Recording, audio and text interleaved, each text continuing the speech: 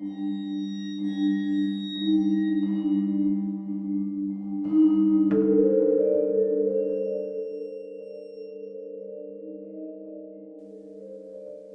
everybody, back with me Rian Tandika on Nair Talk.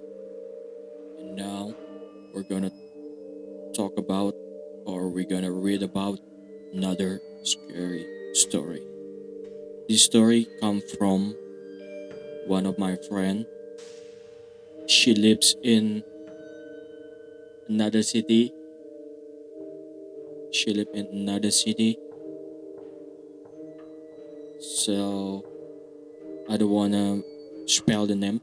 I don't wanna tell you the name. I keep it secret, of course, like before. So let me start. I will talk about I will talk as her. Sebelum mulai ke ceritanya, aku mau jelasin dulu latar belakang aku gimana. Sebenarnya aku sendiri nggak tahu aku emang bisa lihat hal-hal mistis atau enggak. Cuma entah kenapa setiap kali aku lengah seperti ngelamun, pikiran kosong, itu tuh suka tiba-tiba melihat hal yang seperti itu. Kebetulan di keluarga besar aku juga ada beberapa orang yang emang bisa ngelihat hal-hal seperti itu. Mungkin bisa jadi turunan atau semacamnya. Aku juga mulai bisa ngelihat hal-hal mistis itu mulai dari kelas 5 atau kelas 6 SD. Persisnya aku nggak ingat. Kejadian pertama, waktu itu aku sama kakak aku ditinggal pergi sama mamah dan bapak ke Bandung. Soalnya ada urusan penting. Awalnya emang biasa aja, nggak ada yang aneh ataupun creepy sama sekali. Nah, pas jam 9 sampai jam 10 malam, aku ke dapur. Haus, pengen minum. Tiba-tiba, teko tempat air minum terbang sendiri. Sumpah, langsung lemes, gemeteran. Dan bingung, mau lari nggak bisa. Diem juga takut. Bayangin aja gimana shock liatnya meskipun emang sedikit nggak masuk akal dan nggak mungkin banyak orang yang nggak percaya, tapi ini tuh serius, nyata. Sekitar 5 menit aku diem, kaku nggak bisa ngapa-ngapain. Aku lari ke kakak, aku terus ke rumah saudara minta tolong buat nemenin di rumah karena emang takut banget, nggak bohong. Aku, kakak aku, saudara aku bertiga ke rumah lagi, pengen memastikan aja masih terbang itu teko atau enggak, karena emang pada kepo anaknya. Ternyata udah aman. Ya udah, tidur aja. Biasa bertiga. Dari situ tuh mulai sering diganggu. Kayak ada yang manggil, ada yang ngetok pintu, ngegoyang-goyangin kasur. Makanya sampai sekarang aku nggak mau kasur yang ada kosong di bawahnya. Dan emang sebenarnya udah banyak yang lihat hal aneh di rumah. Kayak misalkan lihat cewek lagi mandi di pancuran belakang rumah, ada yang lagi gantung-gantungan di pinggir rumah. Hampir setiap hari sampai sekarang harus berusaha buat terbiasa.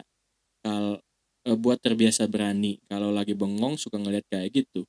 Kadang kayak gitu, kadang di rumah, di luar, di sekolah ataupun di kampus. Terus kejadian yang paling creepy menurut aku sampai waktu sekarang ini adalah pertama kali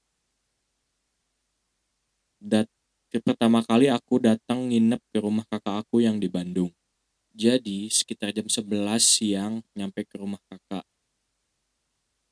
Terus aku tidur dan istirahat dulu. Pas jam 4 aku mau mandi di kamar mandi atas. Sedangkan semua orang posisinya lagi ngumpul semua di bawah.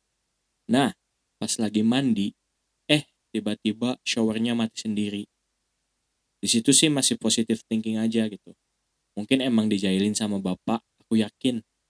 Ya udahlah, nyalain lagi showernya, terus handukan biasa. Nah, pas ke kamar mau pakai baju, tiba-tiba kekunci sendiri, jelas banget sampai kedengar suaranya. Terus aku telepon orang di bawah buat ngebukain pintu. Mulai tuh dari sini udah nggak enak. Aku ceritakan ke orang-orang karena emang jujur aku sendiri orang yang nggak terlalu pemberani gitu. Tapi seperti biasa nggak ada yang percaya. Setiap aku cerita hal kayak gitu, makanya dari pertama kali aku nggak pernah mau cerita ke orang rumah soal ini. Soalnya ya percuma juga kalau nggak ada yang percaya, jadi biasanya aku pendem aja sendiri. Hari kedua, jam 8 pagi, kakak aku nyuci baju sendiri. Tapi kakak aku ngerasa katanya ada yang lagi ngeliatin dari belakang. Siangnya, sekitar jam 2, semua orang lagi ngobrol di lantai 2. Terus, adik aku mau turun ke bawah, tiba-tiba jatuh dari tangga. Dan semua orang ngeliat, emang kayak ada yang ngedorong adik aku itu. Sampai berdarah, tapi alhamdulillah nggak luka parah. Terus adik aku cerita, katanya emang ada nenek-nenek ngedorong dia dari belakang. Semua orang masih tetap belum percaya. Nah, mama aku iseng ngeludahin tangga sambil ngomong, kalau emang berani sini tunjukin, pengen lihat, nggak takut.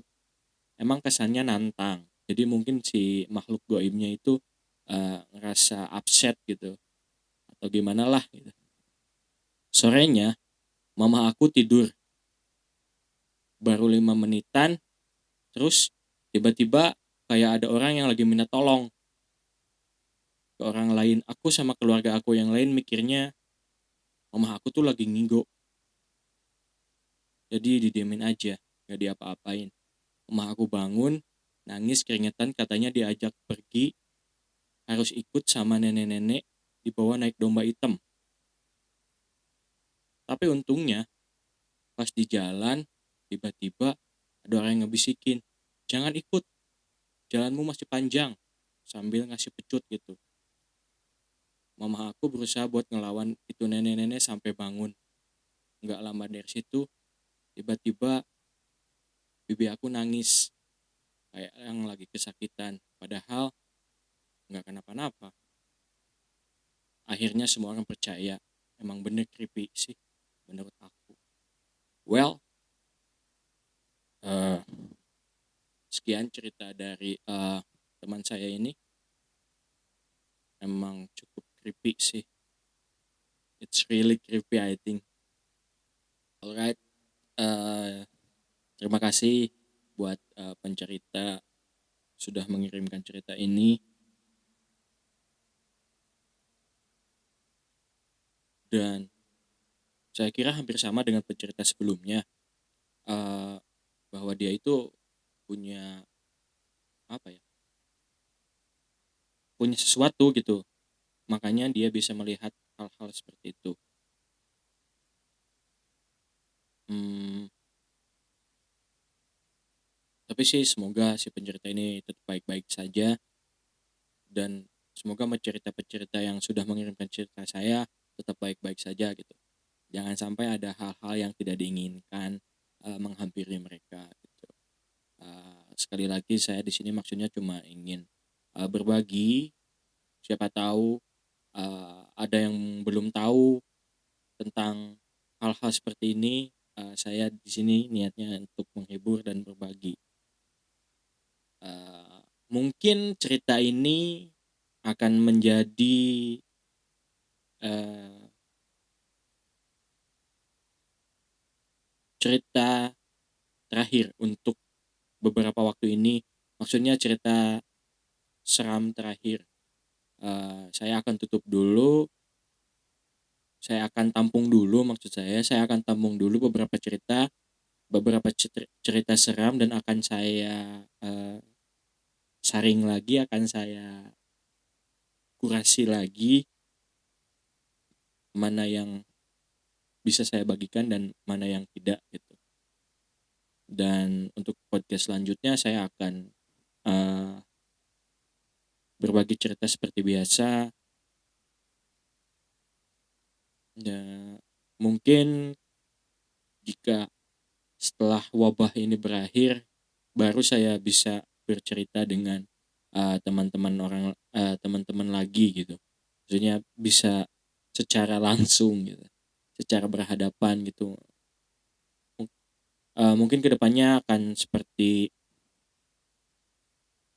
saya akan bercerita dengan teman saya melalui telepon, atau mungkin bisa saja saya mengundang teman atau saya datang ke tempat teman yang nggak jauh-jauh banget gitu. Semoga saja eh, wabah ini segera berakhir. Kita semua mm, ingin segera bisa beraktivitas seperti biasa. Baiklah, sekian saja podcast kali ini.